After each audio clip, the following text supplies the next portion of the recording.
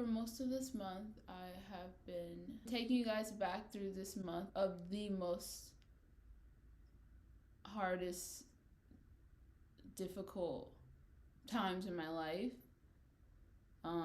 It's something that everyone will experience at some point in their life, but it's kind of the thing that you like, you know that it's going to come at some point. You just hope that it doesn't come. You hope that it doesn't happen to you, but you know it's going to happen to you. It just changes your whole perspective on life. It's like your brain has been altered. Like I would never wake up and look at life the same.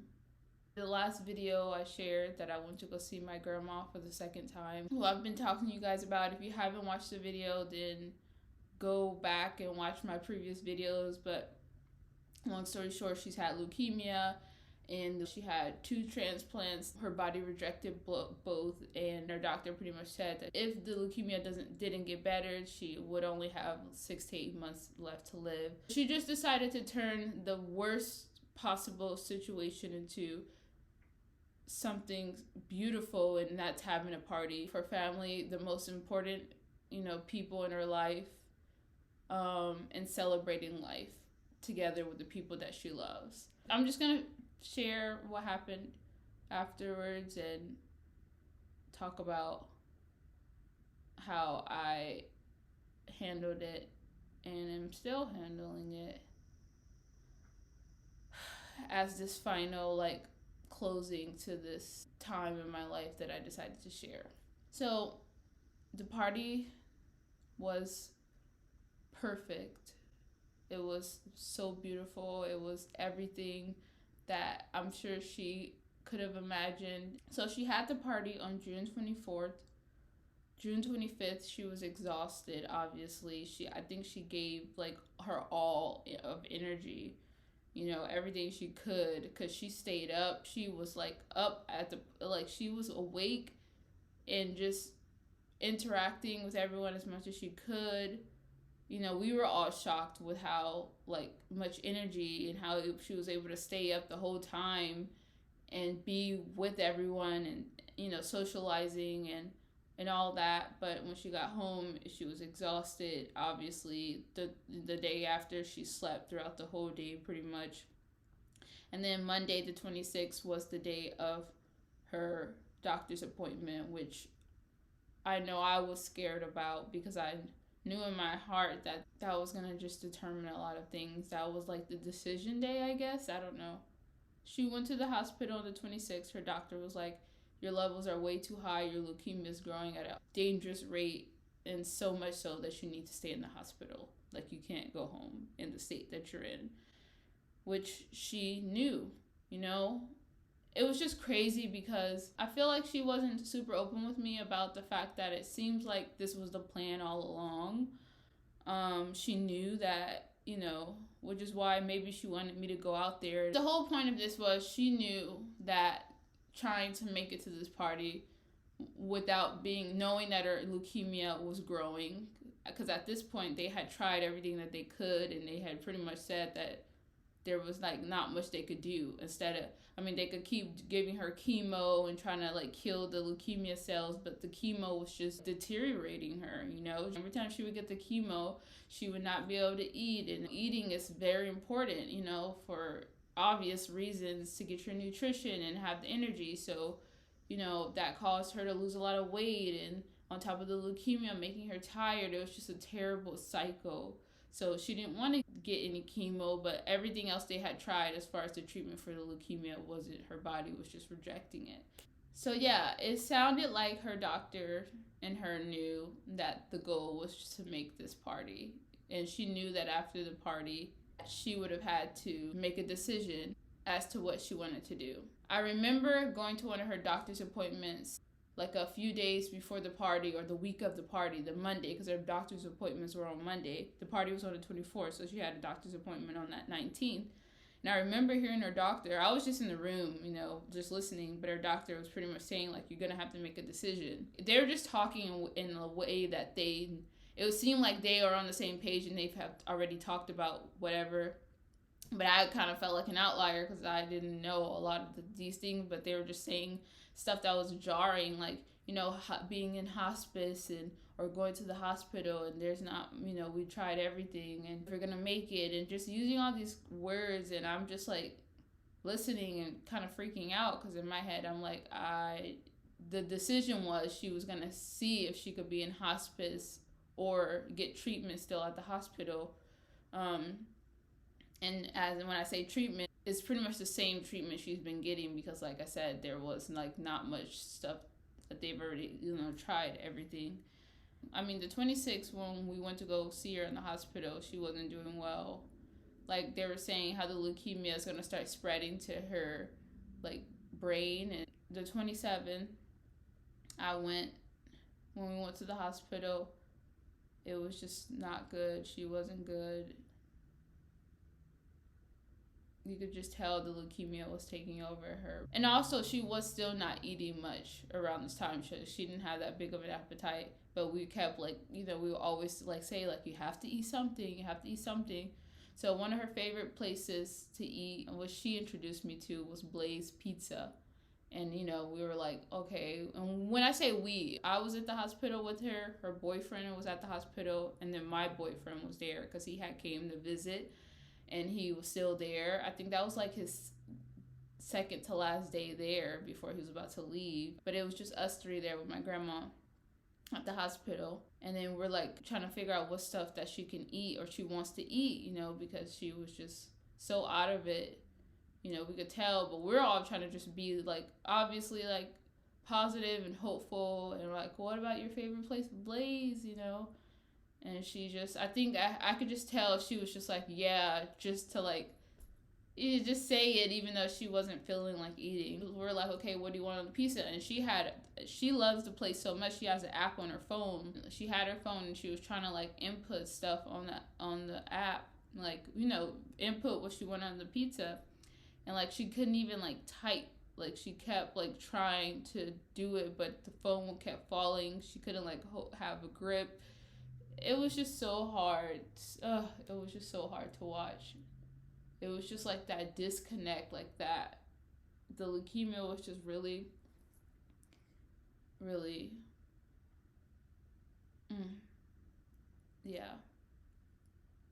So I can just tell she was just getting frustrated. She would say stuff, but we couldn't really understand her. But she had asked she wanted a paper and pen because she wasn't able to input it on her phone, and she kept trying. Like, she didn't want us to really help her. She was trying to keep hold of herself. I can only imagine how that feels when, you know, my grandma is very, like, she's not a typical grandma. She's very tech savvy. She's very, like, she's a businesswoman, you know? So, you know, it was just, like, seeing the frustration within her, like, knowing she doesn't have any control of her body, or she's losing control of her body, and her, like, being able to function and do simple things. It was just so sad to watch. And anyway, she, like, ended up writing, you know, it took a while, but she wrote, and it wasn't obviously, like, because her hand, it's like she didn't have much control of her hand, but she wrote down what she wanted,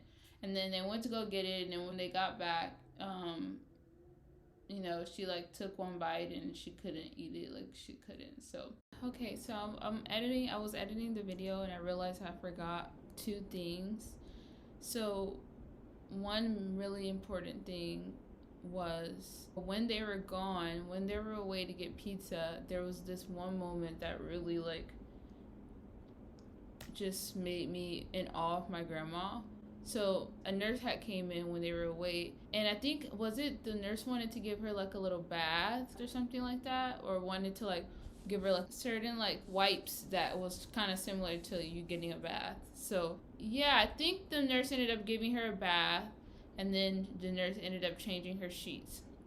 So after the nurse had did that, she like told me, she was like pointing to her bag, and I was like, okay, and I just grabbed her bag, and then she ended up like getting out her wallet, and then she's moving obviously really slow, but you know, so she's like getting her wallet, and she's like looking through, and she pulls out some money, and she like tells me to get the nurse's attention, and then she tries to give the nurse some money as like a thank you, and she was just telling her like, I just appreciate it, all that you do, and just thank you for taking care of me.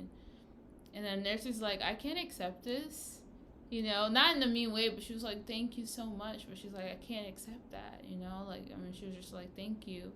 And my grandma was like insisting, like she was like, no, and then but the nurse wasn't able to take it. But I'm like,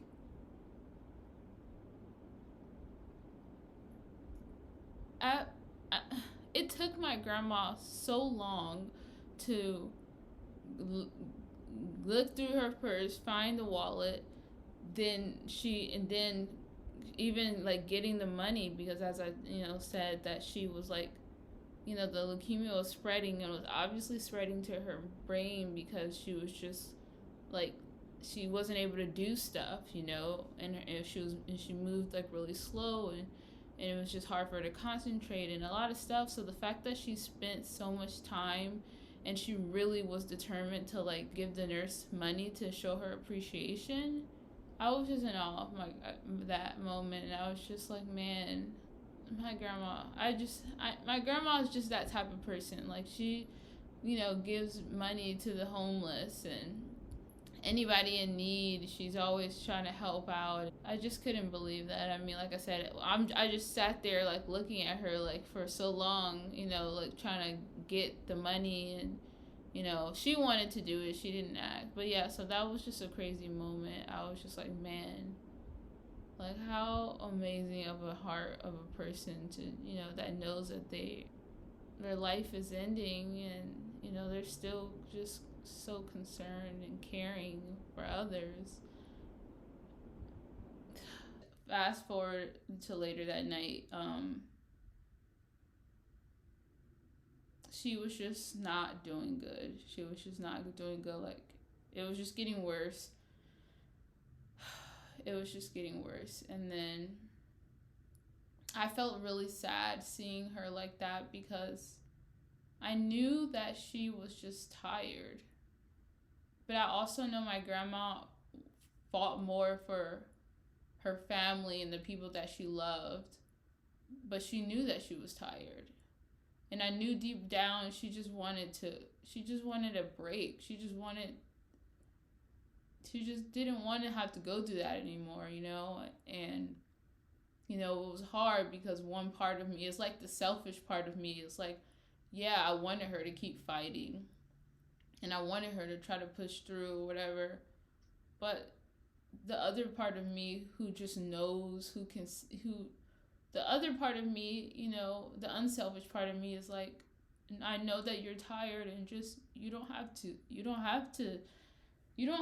keep fighting, because I know that it's, at this point, it's not much that, like, the leukemia is unfortunately taking over, and it's like so hard to watch. And I know, as being in your body, and your body completely, like, you're slowly losing control of it, on top of the fact that she wasn't eating. Like, she didn't have any enjoyment in anything, like, not even eating. She couldn't even eat. She didn't have energy to do anything, so it was just, I know she was just staying around for her boyfriend, her mom, and me. And fast forward throughout the night, they came in, another doctor came in and told her, like, at this point, your leukemia levels are getting so high, you're gonna end up needing to, like, be hooked up to a tube or something to breathe or something, because it's gonna, like, affect your lungs and everything like that. And she already was, like, on oxygen, but I guess her oxygen levels, they had to keep increasing it, because it was so low. The leukemia, I guess, was taking over her lungs, and they were just like, pretty much like, you can't just be on this oxygen, like, we're gonna have to hook you up to a machine that makes you breathe or something like that. I don't remember all the technical words, but then they were like, then we're gonna have to change rooms, and it's gonna be a whole different setup. And pretty much, once you get hooked up to the machine that pretty much controls your body and your breathing, then you won't be able to get out of it. you know, like that's pretty much how you're gonna live. But he was like, if not, your other option is to be in comfort care, which means, I forget, I don't know if it's called I don't remember the words, I'm sorry, like the technical terms, but it's something around the lines of comfort care, which is similar to hospice but just in the hospital. And that means that they were gonna take her off all the whatever they had her on. They were just gonna let her body, like, they were just gonna let her body do what it does. And so those were her two options, and they, like, you know, said they'll come back and just let her, like, think about it or whatever. So she's just like, she eventually says that she can't keep doing this, and she was just like, this is not right, like, this is no way to live. And she's just like, you know, ugh.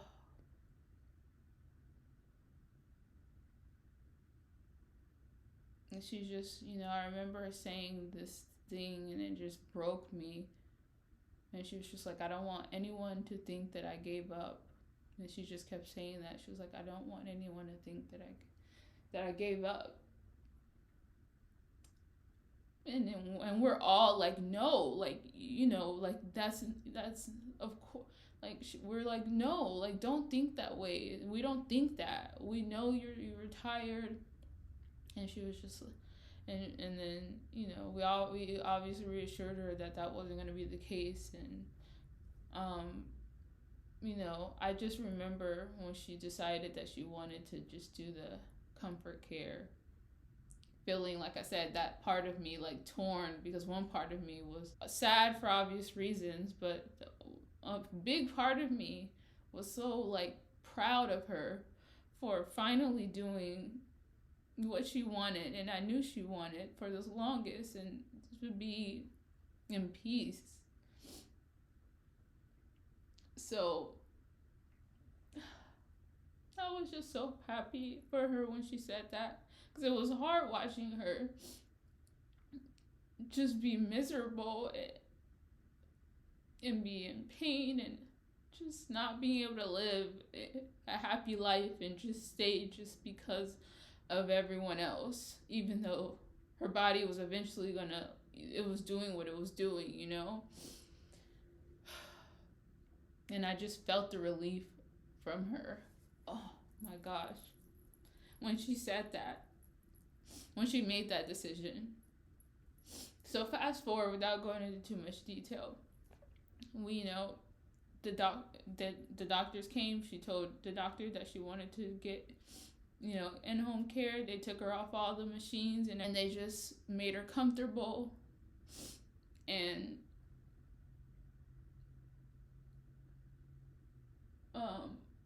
I've never experienced something like that before, so obviously it was crazy, you know, crazy just seeing how the doctors just know what to do. Obviously they're gonna know, they've been through that, but it was just so crazy just witnessing that. One of the ladies or nurses that she has been working with her for throughout her whole time that my grandma's been there, dealing with her journey with MDS and leukemia, is the doctor had brought this little clip for my grandma. And also, by the way, they put my grandma on something, I forget what it's called, but it was something to relax her. If I remember, I'll put the name right here. Although it doesn't really matter. I don't even know I'm going into so much detail, but for whoever, I don't know, I think it's helpful for me. I don't know. But they put her on something that relaxes her so she doesn't, like, feel any pain or anything. And then the nurse that's known her for so long brought her, like, put this little clip on her that had, like, essential oils in it. And the doctor said she remembers my grandma was very specific about her room. You know, whenever she went to the hospital, she would set her room up to make it as comfortable as possible. My grandma was she was an esthetician, so she's very into, like, essential oils, and she had her music, and, you know, she had a wall plug in because she wanted things to smell like whatever. So, you know, the doctor was just like, you know, she remembers her really loving, like, her scents, and, you know, So she got her this little essential oil thing to clip on her hand, which is just so crazy. Okay, this is me coming in again. I had to add another thing that I forgot to mention. But after the nurse had came in and put the clip on her for the essential oil, just so she had like something that, something, just because it was like a connection, because they said whenever people are transitioning or passing, just getting them as comfortable and connected to what makes them feel good is the best. And she was like, oh, and I remember like your grandma used to love, like, she had her music playing, like she would have like this one music she was trying to describe. She was like, this one sound, it was just like really relaxing. And she was just like, I don't remember what it was, but it was just certain sounds, random sounds, but it was just really relaxing. So I go on her phone and I look through, and I know she uses her Pandora because she likes the Pandora app sometimes. And I'm looking through her playlist. She has a little bit of everything. Like my grandma was great taste in music. But I stumble upon something that says chakra balancing. And if you know anything about chakra balancing, people who are like more in touch with their spiritual side understand that, we have chakras, which are energy centers in our body. And, in order for us to feel good, it's good to keep your chakras aligned. And with that, there's multiple ways you can do to help, align, or balance your chakras. There you go, balance them, keep them balanced. And so, yeah, there's one thing that can help is like music, certain sounds, certain music. So she had that in her. And I was shocked because my grandma's the kind of person that, I know she's very open-minded. My grandma's always been open, but she usually, I know she'll always play her gospel, and she said that was one thing that got her through this journey of leukemia. So when I saw that, I was just so shocked. I was like, I didn't know that she knew about that, and then I saw like one was like meditation music and stuff like that, and that just made me feel so good. I was just like, wow, she was in touch with her spiritual side too, in different ways. It just made my heart warm, and just a smile. I was just like, you're just more special than I ever could have known. And that was just like a confirmation for me with this direction that I'm heading, and it just felt good. I just remember holding my grandma's hand the whole time. I was on one end holding one of her hands, and my grandma's boyfriend was on the other end holding her hand, until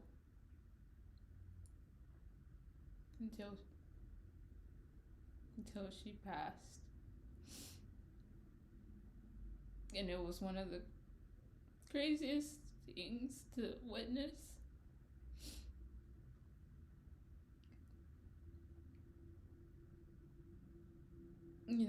Just watching someone go from breathing to like not. But it was just so many emotions. Like I was detached from my selfish feelings as like just a person wanting your person to be in this world just because you want them to be there for you. But I was detached from that. I was just so happy that she was going to be not in pain, and just be free and not have to feel the weight and pressure of staying here and suffering just to have her family, just so her family members could see her, or still have her here. I know she's been like fighting for so long, and like, man, it's been a crazy journey, and I know my grandma loved life.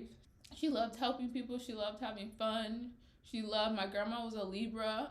For anybody who cares about horoscopes, she was a Libra sun.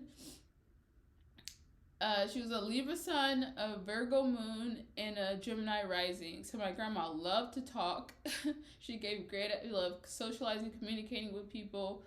My grandma just was very hardworking. She just was a service-oriented person. She loves helping people, and she couldn't do that at all. She hated being having to not be able to do anything for herself and having to depend on everyone else to do stuff for her, including feeding her and helping her go to the bathroom. And it just was like not my, it was the opposite of what my grandma literally, like what she like was known for, you know, like her gift, if that makes sense, to be able to help and provide for people through service and love and care and all this stuff like that. So even though she deserved to be cared for, I just know that it just wasn't the way that she would have wanted to live. Especially not, like, she didn't want to be hooked up to a machine. That she was just like, that's no way to live. If that's the way I have to live, I don't want to, you know. And I respected that so much. So yeah, and like I said, it was just bittersweet because, like, one of my biggest fears, and that's why, like, you know, I was, even though I had in my head, you know, when I went to California the second time, that it may have been the last, it may be the time. I was so happy when I got to her, because my biggest fear was not being there if something happened or if she did pass. And I don't know, I just really wanted to, like, be with her through everything. And even though it was so sad that she did pass the way that, you know, she did, with, you know, me there holding her hand and her boyfriend there, and it was so special just having my boyfriend there just as a supporter for me, you know. And you know, my grandma likes my boyfriend. He's been in the family for a long time, so it was just, you know, obviously sad, but you know, I know that was special. So anyways, that's what happened.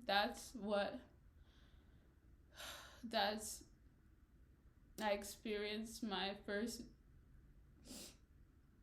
time someone close to me passing, and ironically, it was the most important person in my life besides my mom.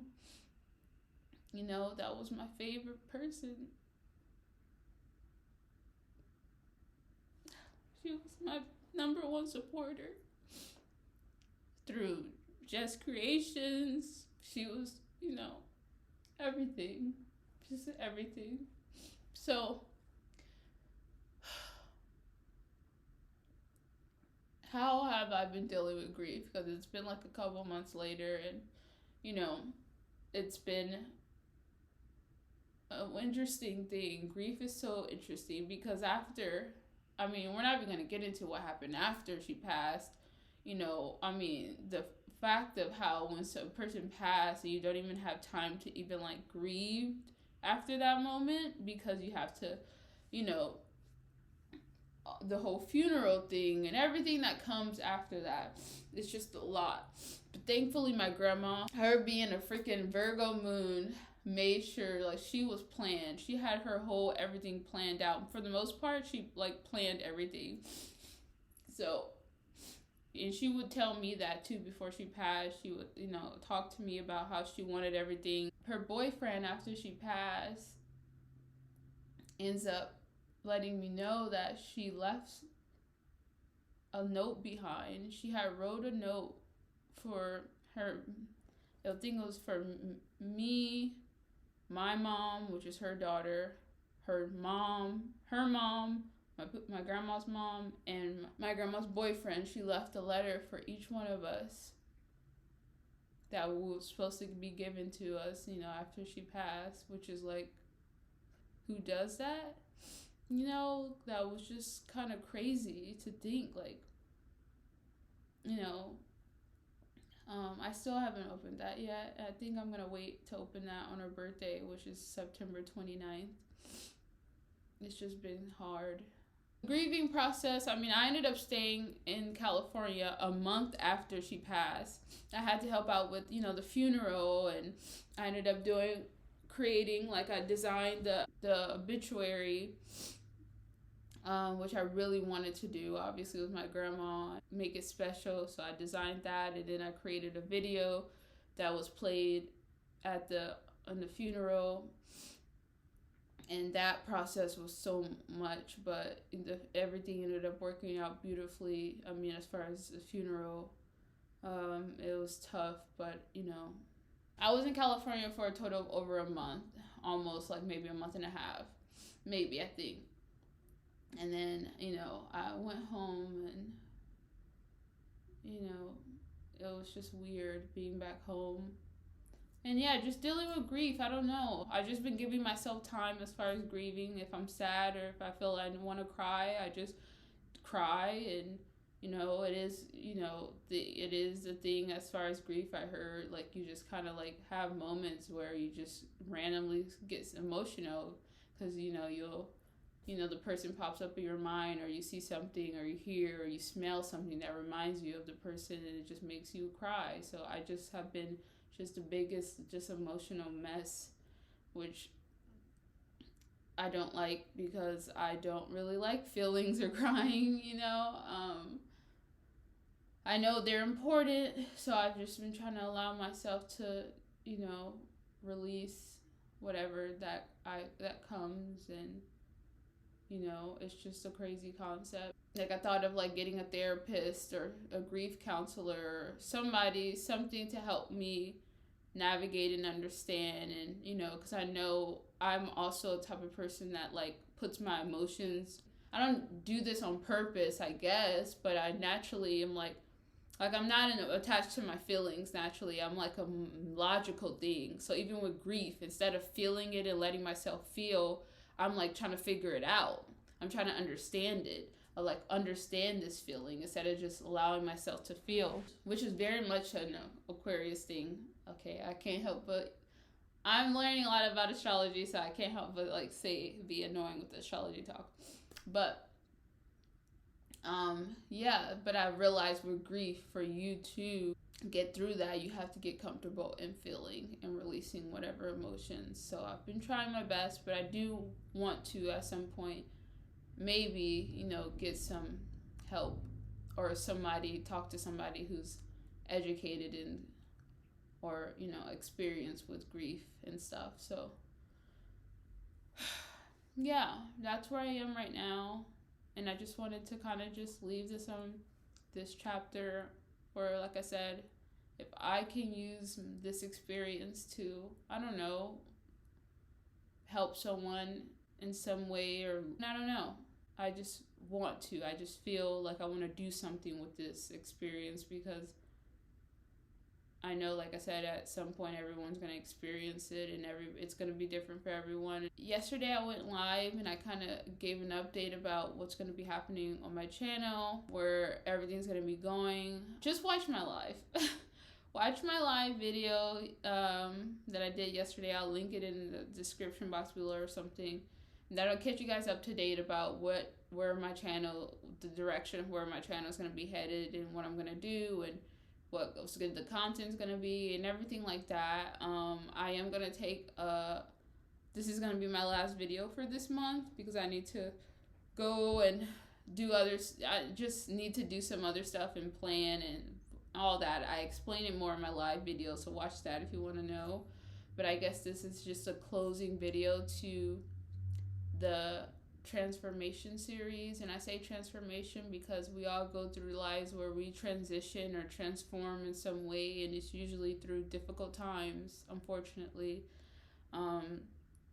Like a death in the family, or something just impactful that happens in life that causes you to make a change. But ultimately, as hurtful and how hard, as sad and all the things as moments like that are, they're what ends up making us the people that we are meant to be, if that makes sense. And obviously, it doesn't change the feeling of the pain and everything else that comes with hard, difficult moments in life. Depressing. Just know that that's just a part of life. But yeah, I just wanted to share that and leave that here, like I said, for anybody that it can help make you feel less alone, bring you a little bit of comfort, and know that this is not the end, even though it may feel like it and you may feel terrible. Just know that it's a part of the cycle of life, and it's not meant to destroy you, but it's meant to grow you in the weirdest sense. And everyone's here for a reason. Life is just more complex than we all know.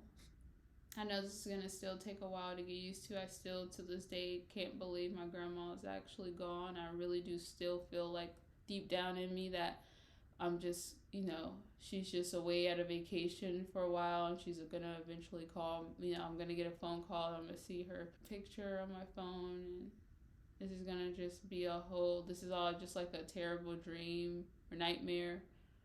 But I know that's not the case, but it's so weird how the brain makes you feel like that.